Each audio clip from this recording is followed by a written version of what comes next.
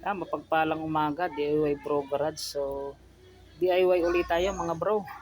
Palit ng drive belt. Ayan, drive belt mga bansa. Okay pa naman siya pero pinapapalitan na nangyari. May mga ano na rin siya. Bitling. So, kaysa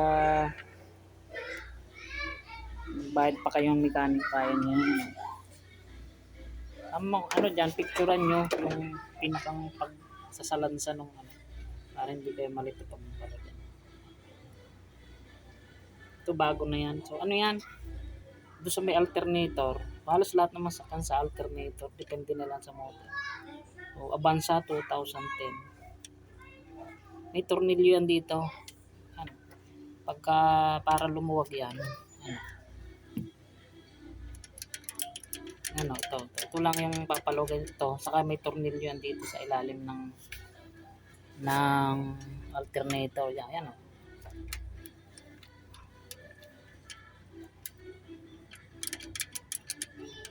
Yan. Maluwag na siya. Pagka kasi tinanggal mo yan.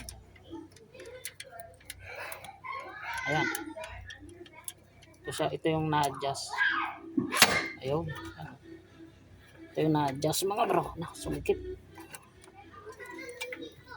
Itong alternator ang ina-adjust.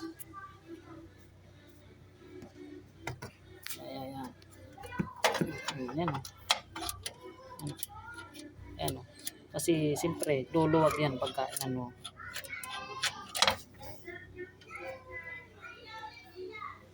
Ayan. Sunsunin nyo lang to. Bawa. Ito. So, picturean nyo lang. Kaya niya. Picturean nyo lang kung paano siya ito umiikot doon sa may pulley. Tapos dito sa crankshaft pulley. Tapos doon sa dulo. Ito sa may power steering. Tapos sa aircon sa ilalim. Kung picturean nyo para hindi siya. Tapos ganyan. Pag nalagay nyo na yan. Ano nyo na to. Ayun. Siyempre, para makabit nyo yung pulley. Kabit nyo.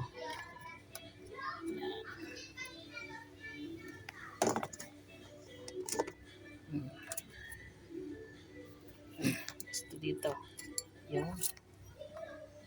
Make sure lang bago nyo higpitan, tingnan nyo kung nakatama sa mga guide niya sa ano niya, sa mga gatla. Lahat yun. Ito wala naman tong gatla kasi baligtad to eh. Pang tensioner lang yan, pang pasikip. Ito din sa gatla, tapos doon sa may compressor. Yun ang mga bro. As to, siyempre, mahatakin yung ganyan. Ito po pasikip niya. Itong size 14 yata. 14. Anuhin nyo para humatak siya. Para siyempre, mahatak to. So, wag lang masyadong masikip guys. Ito yung lock niya. Kung nahatak na ito yung lock niya. Wala, hindi masyadong masikip. Tama lang yung pagpapahigpit nyo. Kasi pangit din yung sobrang. So make sure na nakatama sa gatla.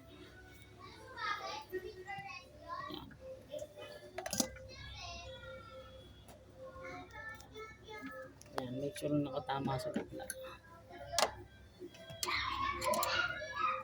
Ayan, ito natin. Hindi nyo yan matatanggal basta-basta may isod. Kasi may tornilyo pa yung 14 sa ilalim ng alternator. Kasi hahatakin niya no, para hindi ka maligaw, yung pinakang tanda niyan ito hanggang doon, or else medyo mababa kasi bago pa itong inyong drive belt. So parang medyo mababa ng kaunti. Tingnan nyo rin.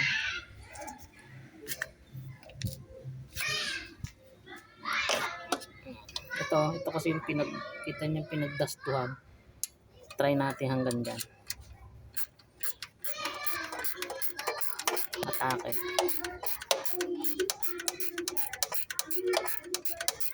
Tapos double check nyo ulit kung nakatama sa gatla. Yung mga pagka hindi nakatama yan, sisira, gagas kasi. Tama naman siya sa ganda.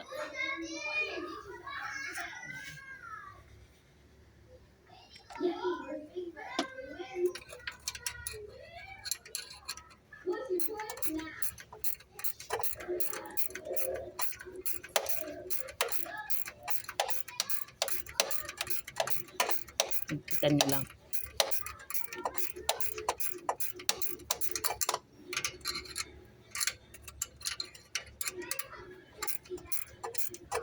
Ganun lang yung pagpapalit para hindi na kayo tanong nyo na sa auto supply kung anong model, alam na nila yan.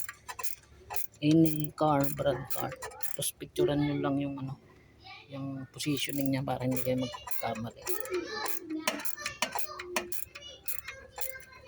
Yan, okay na siya.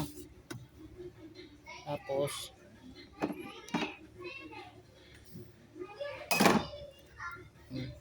hindi naman masyadong maganit, hindi masyadong bawasan natin ng konti kasi bago pa yung pulley, bawasan natin ng konti.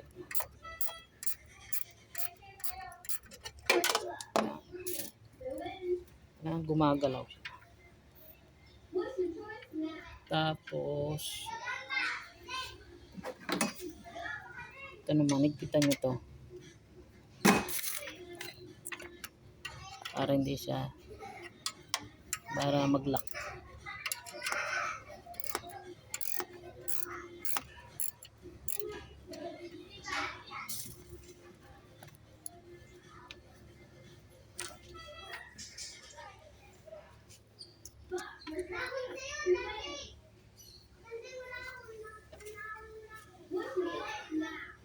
Yan, ano.